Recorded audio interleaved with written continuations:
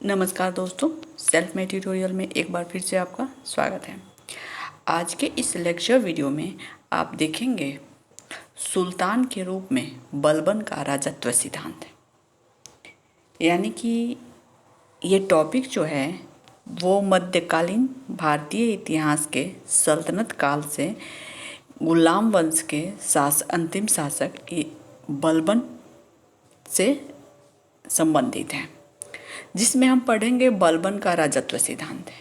यानी कि थोड़ा सा मैं इसके पृष्ठभूमि के बारे में बताना चाहूँगी कि बलबन के राजत्व सिद्धांत के बारे में हम जानेंगे समझेंगे।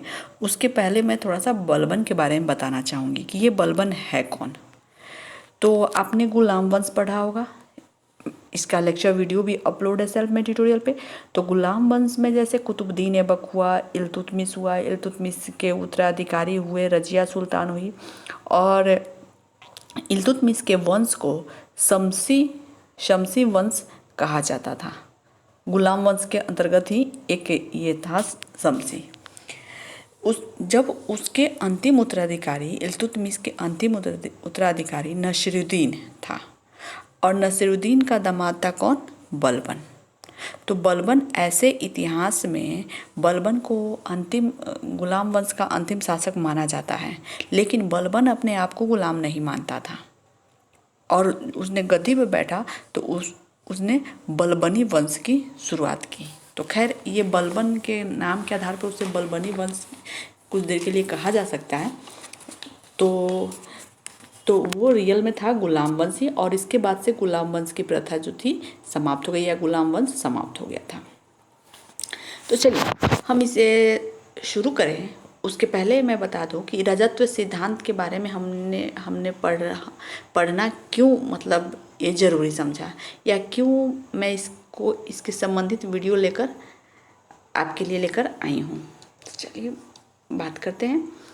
जब बलबन 1265 ईस्वी में गद्दी पर बैठा, बलबनी वंश के शासक के रूप में या गुलाम वंश के अंतिम शासक के रूप में, तो और 1265 में बैठा, उसका राज्यारोहण हुआ और 1287 ईस्वी तक वो सुल्तान रहा।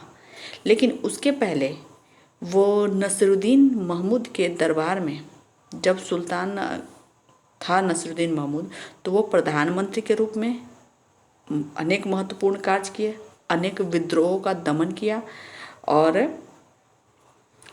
नायब के पद पे यानी उसके वजीर यानी कि प्रधानमंत्री के पद पर वो कायम था। और एक तरह से ये माना जाए कि नसीरुद्दीन महमूद के अंतर्गत नायब के पद पर कायम रहते हुए भी वो सारी विशेषाधिकार जो था वो राजाओं वाले यानी सुल्तानों वाले उसे प्राप्त थे। ठीक है। जब ऐसा भी कहा जाता है, इतिहासकारों ने ऐसा भी कहा है कि उसने सुल्तान बनने के लालच में, सुल्तान का पद प्राप्त करने के लिए नसीरुद्दीन महमूद और उसके पुत्रों को विष दिलवाकर मार डाला था। लेकिन इसके संबंध में मैं क्लियर कुछ नहीं कर सकती, ऐसे किसी इतिहासकारों ने ऐसे कहा है। तो चलिए, जब सुल्तान उसकी मृत्यु हुई, तो जब बलबन सुल्तान बना, तो वो बलबन जब सुल्तान बना तो वो सबसे पहले तो अपने गुलाम नहीं मानता था। दूसरी बात, वो चाहता था कि एक निरंकुश शासक जो होता है, एक अनुशासन पूर्ण और एक गंभीर जो शासक होता है, उस तरह से अपनी छवि को प्रजा के सामने प्रकट करे। तो इसके लिए वो सबसे पहले लेके आया राजत्व सिद्धांत। गद्दी पर बैठा तो राजत्व सिद्धांत कायम किया। राजत्व सिद्धांत के में कुछ ऐसे नियम लागू किए, जैसे दैवीय अधिकार का सिद्धांत, निरंकुश सत्ता की स्थापना, प्रजावत्सलता, न्याय पूर्ण अधिकार, उसके अलावा व्यक्तिगत जीवन को आदर्श स्वरूप रखना, कुलीन और अकुलीनों के बीच भेदभाव करना, शानदार और अनुशासित दरबार और वंश परंपरा। कुछ ऐसे ये नियम थे, सिद्धांत थे, जिसे वो लागू किया ताकि वो स्ट्रिक्ट और एक कड़े शासक के रूप में, एक गंभीर शासक के रूप में वो जनता के सामने प्रकट हो सके। और इसीलिए वो लेकर आया दैवीय सिद्धांत यानी राजत्व सिद्धांत। तो आपको समझ में आ गया होगा हम बलबन की उपलब्धियों की चर्चा करेंगे एक राजा के रूप में, या आप लोग कहेंगे तो हम प्रधानमंत्री के रूप में भी करेंगे जब वो सुल्तान नहीं था। लेकिन जब वो सुल्तान था तो गद्दी सुल्तान के रूप में बैठा तो उसे अनेक समस्याओं का सामना करना पड़ा, और वो उन समस्याओं का, या ये कहे जो भी उसे परेशानियां है, उसका दमन भी किया। उसने बहुत सारे विद्रोहों का दमन किया, बहुत सारे सुधार कार्य भी किए। उसकी चर्चा करेंगे। उसके पहले हम ये जरूरी हमने समझा कि रजत्व सिद्धांत का चर्चा करना जरूरी है कि इसने रजत्व सिद्धांत कायम किया था, और आप भी अच्छे तरह से जान लें कि ये रजत्व सिद्धांत होता क्या है। चलिए, आप भी थोड़े से सोच रहे होंगे कि इतना लंबा लेक्चर, हम आगे बढ़ते हैं। सुल्तान के रूप में बलबन का राजत्व सिद्धांत। शमसी वंश की अंतिम कड़ी नसीरुद्दीन के मृत्यु के बाद, नसीरुद्दीन महमूद के मृत्यु के बाद, जो नसीरुद्दीन महमूद जो था इल्तुतमिश के वंश का अंतिम शासक और बलबन का ससुर भी था। तो इस तरह से नसीरुद्दीन महमूद के मृत्यु के बाद बलबनी वंश का शासक बलबन का राज्यारोहण हुआ कब? 1265 ईस्वी में। प्रधानमंत्री के रूप में बलबन के हाथों में प्रशासन की पूर्ण शक्ति, संचालन की शक्ति थी, और व्यवहारिक रूप से वह सुल्तान की शक्ति का ही उपयोग करता था। मैं पहले ही बता चुकी हूँ कि वो प्रधानमंत्री के रूप में वो पूर्ण राजा, ये नसीरुद्दीन महमूद जो था एक नाम मात्र का राजा था, और पूरा शक्ति संचालन का जो अधिकार था वो बलबन के हाथों में ही था, और एक तरह से कहे कि वो राजा की शक्ति का पूरा उपयोग कर रहा था। तो इस तरह से बलबन का जब राज्यारोहण हुआ तो इतिहास में एक नई युग का आरंभ होता है। उसके राज्यारोहण के समय से ही यह युग शक्तिशाली केंद्रित शासन का था, यानी कि राजत्व सिद्धांत बलबन ने इसलिए लागू किया ताकि वह एक शक्तिशाली केंद्रित शक्ति के रूप में सुल्तान को स्थापित कर सके। वो किसी अमीर सरदार, तुर्क सरदारों के हाथों की कठपुतली न रहे, और उसने तुर्क सरदारों, अमीरों के भी शक्ति को कम कर दिया। उसने सुल्तान की पद की गरिमा और शक्ति को फिर से स्थापित किया, जो पिछले 30 वर्षों से नष्ट हो चुकी थी। नष्ट होने का मतलब ये था कि 30 वर्षों से नष्ट हो चुकी थी, यानी कि तुर्क अमीरों का वर्चस्व काफ़ी बढ़ गया था। तुर्क अमीर जिसे चाहें, जैसे कि इल्तुतमिश ने 40 सरदारों का गठन किया था, तुर्क चहलगानी या चालीसा दल भी कहा जाता है, तो उसको उसने नष्ट कर दिया। और वो ऐसा नहीं चाहता था कि राजा के पर कोई दूसरी शक्ति हावी रहे। वो एक मजबूत और केंद्रीकृत शासन की स्थापना करना चाहता था, इसीलिए उसने सबसे पहले राजत्व का सिद्धांत लागू किया। उसने सल्तनत को संगठित राज्य बनाया, जिस आधार पर खिलजी साम्राज्य का निर्माण हुआ। तो इस तरह से इसने सल्तनत को संगठित किया, राजत्व का सिद्धांत कायम हुआ, तो जस्ट इसके बाद खिलजी वंश की स्थापना हुई। इस केंद्रीकृत सल्तनत के निर्माण की प्रक्रिया उसने अपने प्रधानमंत्री यानी नायब जो होता है उसे प्रधानमंत्री कहते हैं, नायब के काल से ही आरंभ कर दी थी। उसने विद्रोहों का दमन करके सल्तनत को जो सुव्यवस्थित बनाया। उत्तर पश्चिमी सीमा की रक्षा के लिए सतर्कता की नीति अपनाई। वह स्वयं अमीर वर्ग का सदस्य था, लेकिन उसने इस बात का ध्यान रखा कि उसकी गतिविधियों से राज्य को हानि न पहुंचे।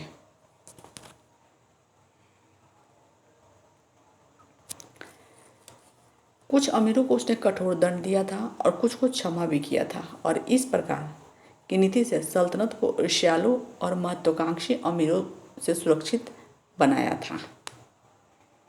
यानी कि वो अमीरों को, जैसे कि मैंने पहले भी बता दिया कि वह तुर्क अमीरों को सर पे चढ़ाना नहीं चाहता था। इसके लिए अमीरों को जो विशेषाधिकार प्राप्त थे, अमीर भी एक सुल्तान की तरह जो व्यवहार करते थे राजा के साथ, तो इसके लिए उन्होंने बहुत सारे अमीरों को दंड भी दिया था और बहुत सारे ऐसे अमीरों को क्षमा भी कर दिया था। तो सुल्तान पद प्राप्त करने के बाद बलबन की स्थिति में परिवर्तन हो गया। अब उसकी शक्ति को वैधानिक स्वीकृति प्राप्त हुई, जिससे वह साम्राज्य का पुनर्गठन कर सकता था। यानी कि बलबन तो पहले से भी शक्तिशाली था, यानी जब सुल्तान नहीं बना था उसके पहले से भी शक्तिशाली था, लेकिन एक प्रधानमंत्री के रूप में था। वह अप्रत्यक्ष रूप से उसके शक्ति का संचालन करता था, लेकिन जब वो गद्दी पर बैठा यानी जब उसका राज्यारोहण हुआ, राज्याभिषेक हुआ, तब उसकी शक्ति में काफ़ी वृद्धि हुई और वास्तविक रूप से वह साम्राज्य का पुनर्गठन करने का कोशिश करने लगा। और इसके लिए उसने राजत्व का सिद्धांत लागू किया। जिस समय बलबन सिंहासन पर बैठा, सुल्तान की प्रतिष्ठा पूर्ण रूप से नष्ट हो चुकी थी।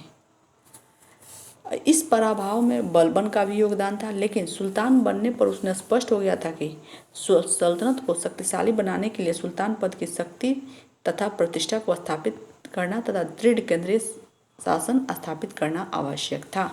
यानी कि जैसे कि हमने कहा कि जब बलबन गद्दी पर बैठा, राज्यारोहण हुआ, तो सुल्तान की प्रतिष्ठा काफ़ी कम हो गई थी और इस काम में बलबन का भी हाथ था, क्योंकि बलबन नसरुद्दीन महमूद के समय, नसरुद्दीन महमूद एक ईमानदार, कमज़ोर अमीरों के हाथों की कठपुतली के जैसा एक शासक था और इसका उपयोग, उसकी शक्ति का उपयोग बलबन भी करता था। और एक तरह से कहा जाए कि नसरुद्दीन महमूद को पदच्युत करने में, उन्हें हटाने में, उनके उत्तराधिकारियों को उस राह से हटाने में, सल्तनत के राह से हटाने में इसका हाथ था। तो इसने भी सल्तनत की शक्ति को काफ़ी कम किया था। लेकिन जब ये खुद सुल्तान बना तो वह अपनी शक्ति को पुनर्गठित करने की कोशिश करने लगा और इसलिए कोशिश किया ताकि आंतरिक और बाह्य संकटों से बचा जा सके। दीर्घकालीन राजनीतिक अनुभव से उसने सिखा दिया था कि तुर्क अमीरों की शक्ति का नाश किए बिना सुल्तान न तो राजभक्ति का ही उपयोग कर सकता था और न अपनी प्रजा का समान पात्र ही बन सकता था।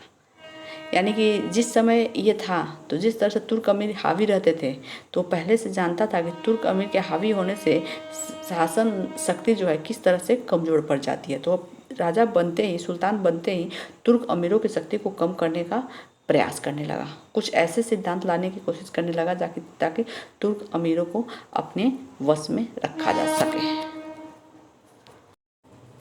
अतः ऐसी परिस्थिति में बलबन ने ताज की शक्ति और प्रतिष्ठा को पुनः स्थापित करने का निर्णय किया, जिससे राज्य के अधिकारियों तथा सामान्य प्रजा में उसकी शक्ति का आतंक स्थापित हो सके। और ऐसा करना कठिन था क्योंकि अमीर वर्ग जो था, तुर्क अमीर जो थे, स्वतंत्रता के उपभोग का अभ्यस्त हो गए थे। तो इस विषम परिस्थिति में भी बलबन ने राजत्व के संबंधी सिद्धांतों को, उसके विचारों को दृढ़ता से लागू किया। तो अब हम आगे देखेंगे कि राजत्व के सिद्धांत के अंतर्गत कौन कौन से सिद्धांत आते हैं या किस तरह के विचार को दृढ़ता से लागू किया गया, ताकि बलबन जो है अपनी सल्तनत की शक्ति को निरंकुश, मजबूत और केंद्रीय शक्ति के रूप में स्थापित कर सके। तो इसके लिए उसने राजत्व सिद्धांत लागू किया और राजत्व सिद्धांत के तहत उन्होंने विभिन्न विचारों को लागू किया।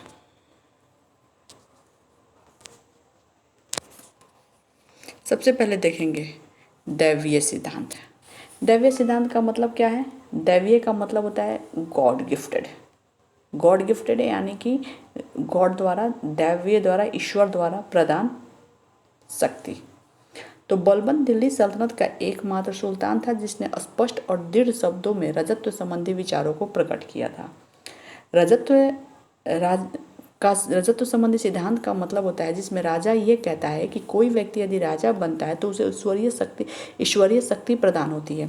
वह ईश्वर का प्रतिनिधि होता है, क्योंकि उसे कोई व्यक्ति उसे राजा नहीं बनाता है, उसमें एक विशेष शक्ति होती है जिसका पालन प्रजा का कर्तव्य है और वह ईश्वर का, धरती पर ईश्वर का प्रतिनिधि होता है। तो इसे कहते हैं दैवीय सिद्धांत और वो काफ़ी शक्तिशाली होता है व्यक्ति। यही कहना था बलबन का। उसने राजा के दैवीय सिद्धांत की स्थापना की। इसके द्वारा उसने अमीरों को यह स्पष्ट कर दिया कि उसने सिंहासन को हत्या या षड्यंत्र के द्वारा प्राप्त नहीं किया है, बल्कि दैवीय कृपा से प्राप्त किया। क्योंकि उसने, जैसे कि पहले मैंने बताया कि उसने कहा था कि दैवीय का मतलब ही होता है कि ईश्वर की इच्छा से ही कोई सुल्तान बनता है और उसे ईश्वर द्वारा प्रदत्त अनेक तरह की शक्तियाँ प्राप्त होती हैं। तो इस सिद्धांत को लागू कर उसने स्पष्ट कर दिया कि वह किसी अमीर तुर्क अमीर के सहयोग से नहीं गद्दी पर बैठा है, बल्कि ईश्वर की कृपा, ईश्वर के प्रतिनिधि के रूप में वो गद्दी पर बैठा है और उसे ईश्वर की कृपा प्रदान है। इस सिद्धांत की व्याख्या करते हुए उसने अपने पुत्र बुगरा खां से भी कहा था, राजा का हृदय ईश्वरीय कृपा का विशेष भंडार होता है और इस दृष्टि से कोई भी व्यक्ति उसकी समानता नहीं कर सकता। बलबन की धारणा थी कि सुल्तान का हृदय ईश्वर की कृति को प्रतिबिंबित करता है और सुल्तान ईश्वर का प्रतिनिधि स्वरूप या नियामत एक खुदाई है। यानी कि वह अपने आप को नियामत एक खुदाई कहता था, यानी कि ईश्वर का प्रतिनिधि। तो यही था दैवीय सिद्धांत, जो राजत्व सिद्धांत के अंतर्गत आता है। यानी एक राज्य करने के लिए ये सारे सिद्धांत विचार उसने लागू किए, जिसमें था दैवीय सिद्धांत, यानी कि ईश्वर द्वारा प्रदत्त उसे विशेष अधिकार है। अब हम देखते हैं निरंकुश सत्ता का सिद्धांत। उसने निरंकुश सत्ता का भी सिद्धांत लागू किया। बलबन ने सुल्तान की निरंकुश सत्ता पर जोर दिया। उसने कहा कि सुल्तान पृथ्वी पर ईश्वर का प्रतिनिधि है और प्रतिष्ठा में पैगंबर के बाद उसका स्थान है, इसीलिए उसके कार्यों पर अमीर या प्रजा कोई आपत्ति नहीं कर सकते थे। उसने अपने पुत्र बुगरा खां से कहा था, सुल्तान पद निरंकुशता का मूर्त रूप है। जनता में उसकी निरंकुश शक्ति से भय, आदर और आज्ञाकारिता की भावना उत्पन्न होती है। तो इस तरह से उसने निरंकुश सत्ता का सिद्धांत भी लागू किया। अब हम देखते हैं प्रजावत्सलता। तो ऐसा नहीं कि सिर्फ उसने निरंकुश सत्ता का, अपनी शक्ति का प्रदर्शन करना, निरंकुशता का व्यवहार करना ही इस सिद्धांत के अंतर्गत रखा। उसने ये भी कहा कि वत्सलता यानी बलबन ने सुल्तान के कर्तव्यों पर भी जोर दिया। उसने कहा कि वह प्रजा के कल्याण के प्रति जागरूक था। उसका कहना था कि सुल्तान के पद के कर्तव्यों का गंभीरता से पालन करना चाहिए। उसका जीवन ऐसा हो जिसकी सब प्रशंसा करें। उसके शब्द, कार्य, आदेश उसकी प्रजा को भी शरीयत के अनुसार चलने की प्रेरणा दें। यानी उसमें अपने कर्तव्य के रूप में प्रजा की सेवा करना, प्रजा के सुख दुख में सहायता करना भी ये आता है राजत्व सिद्धांत के अंतर्गत। अब हम देखते हैं उच्च कुलीन धारणा। बलबन के राजत्व सिद्धांत में दैवीय स्वरूप तथा निरंकुशता के साथ उच्च कुलीन वंश की धारणा भी बद्धमूल थी, क्योंकि अन्य तुर्क अमीरों से स्वयं को पृथक तथा उच्च दिखाने के लिए उसने अपने को पौराणिक तुरानी वीर अफरासियाब का वंशज घोषित किया। यानी कि अफरासियाब, आप समझ रहे होंगे कि ये है क्या, है ना, अफरासियाब का वंशज। तो मैं बता दूं कि वो अपने आप को गुलाम नहीं मानता था। वह ये मानता था कि वह एक उच्च कुल का है। तो ये उच्च कुल कौन सा है? तो फिरदौसी की एक शाहनामा एक ग्रंथ है। उस शाहनामा में अफरासियाब एक वीर नायक है और उसी से अपनी तुलना करता है। कहता है कि उसी वंश से ही मैं आता हूँ, मैं उसी तुरानी वीर वंश से मेरा नाता है, मैं उसी उच्च वंश से मैं आता हूँ। इस कुलीन धारणा से वह अपने वंश को अत्यंत प्रतिष्ठित और श्रेष्ठ स्थापित करना चाहता था और इसी आधार पर उसने अपने पोतों का नाम कैकुवाद, कैखुसरो इत्यादि रखा था। और यहाँ तक कि बलबन वंश के ऊंच नीच की भली भांति जांच कर राज्य में उच्च पदों पर अधिकारियों की नियुक्ति करता था और ऊंचे ऊंचे पदों पर ऊंचे वंश वाले पदाधिकारियों को ही प्रतिष्ठित करता था। राजत्व सिद्धांत के अंतर्गत आता है एक शक्ति का प्रदर्शन। इन अवधारणाओं के अतिरिक्त बलबन सुल्तान की शक्ति और वैभव को प्रकट करना भी आवश्यक समझता था, जिससे उसके दैवीय स्वरूप और निरंकुश शक्ति का बाह्य रूप में प्रदर्शन किया जा सके। इस प्रकार का प्रदर्शन राज शक्ति के प्रति आदर और भय उत्पन्न करता था। इसके लिए उसके व्यवहार में अत्यंत गंभीरता आ गई। उसने लंबे और भयानक लोगों को अपना अंगरक्षक नियुक्त किया। दरबार में सुल्तान का अभिवादन करने के लिए सिजदा और पैबोस का नियम लागू किया। उसने दरबार में मद्यपान निषिद्ध कर दिया। दरबार में हंसने या मुस्कुराने पर प्रतिबंध लगा दिया। बलबन स्वयं सार्वजनिक स्थानों में इन नियमों का भी कठोरता से पालन करता था। दरबार में वैभव प्रदर्शन के लिए ईरानी नौरोज उत्सव और सल्जुकी ख्वारिज़मी पद्धतियों को भी अपनाया। यानी कि इसने जो भी अपनी गरिमा को, अपनी प्रतिष्ठा को, अपनी गंभीरता को साबित करने के लिए जो सल्जुकी और ख्वारिज़मी पद्धति जो है उसका पालन किया। जब वह महल के बाहर जाता तो उसके भयंकर अंगरक्षक नंगी तलवारें लेकर बिस्मिल्लाह बिस्मिल्लाह चिल्लाते हुए चलते थे। इसमें संदेह नहीं कि बलबन के इन उपायों से सुल्तान की प्रतिष्ठा स्थापित हुई और उसका व्यक्तित्व प्रभावोत्पादक और शक्तिशाली बना। तो इस तरह से उसने न्याय पर भी जोर दिया और अपने व्यक्तिगत जीवन को भी एक आदर्श के रूप में रखने पर वो जोर दिया, क्योंकि वो खाना पीना, उठना बैठना, शोक सभा में भाग लेना, लोगों का, सगे संबंधियों को आर्थिक अनुदान देना, इन सब में भी वो सशक्तता से भाग लेता था। एक अपने जीवन को एक आदर्श के रूप में प्रस्तुत करता था। वह अपने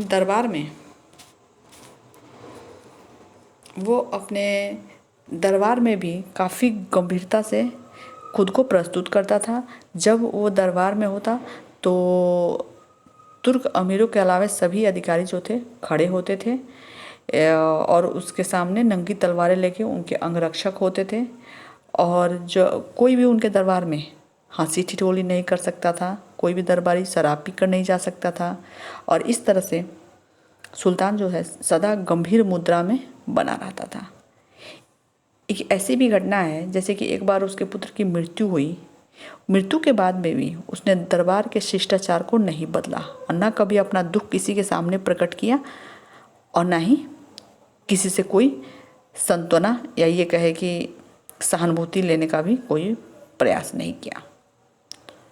वह ईरानी पर्व नौरोज का भी आयोजन प्रतिवर्ष करता था और इस अवसर पर दरबार को विशेष रूप से सजाया जाता था और इस तरह से वह गंभीरता के साथ अपने राज्य के संचालन के लिए दैवीय सिद्धांत को बड़ी कठोरता के साथ पालन करता था। तो आगे कहना चाहेंगे इसमें कि बलबन ने संपूर्ण शासन काल में साधारण व्यक्तियों से कोई संबंध नहीं रखा। उसका उद्देश्य राजपद को महान बनाना था। उसने राजपद को ऐसी संस्था का रूप दिया जिसका जनता से संपर्क नहीं होना चाहिए। वह राजा और जनता की निकटता नहीं चाहता था, क्योंकि निकटता से राजपद का असम्मान होगा और वह दुर्बल होगा, क्योंकि अन्य लोग भी राजपद की आकांक्षा करेंगे। राजा और प्रजा में अंतर में ही राजपद की सुरक्षा थी। वास्तव में बलबन का राजत्व सिद्धांत फारस के राजत्व सिद्धांत से प्रेरित था। तो आपको ये राजत्व सिद्धांत को पढ़कर क्या ज्ञान हुआ, आपने क्या समझा? आप 1 से 2 लाइन में कमेंट सेक्शन के माध्यम से भी हमें बता सकते हैं कि इस राजत्व सिद्धांत का राजा का उद्देश्य क्या था और वह अपने आप को इस राजत्व सिद्धांत के प्रयोग कर, दृढ़ता से लागू कर किस रूप में अपने आप को प्रस्तुत करना चाहता था। तो ये था बलबन का राजत्व सिद्धांत। आप हमें ज़रूर बताएं कि आपको ये वीडियो कैसा लगा। वीडियो अच्छा लगा वीडियो को लाइक करें, अपने दोस्तों के बीच ज़्यादा से ज़्यादा शेयर करें। और आगे भी मैं बलबन के जैसे उपलब्धियाँ, उसके मुख्य उपलब्धियाँ और उसके कार्य जो है उसको लेकर मैं आऊँगी। और इसके अलावा सल्तनत काल के और जो वंश हैं, खिलजी, तुगलक, उन सब के वीडियो भी अपलोड किए जा चुके हैं। बस चैनल को आप सब्सक्राइब करें और प्लेलिस्ट में जाकर वीडियो को देखें। हम फिर मिलते हैं एक नए वीडियो के साथ। तब तक के लिए आप चैनल पे बने रहें। धन्यवाद।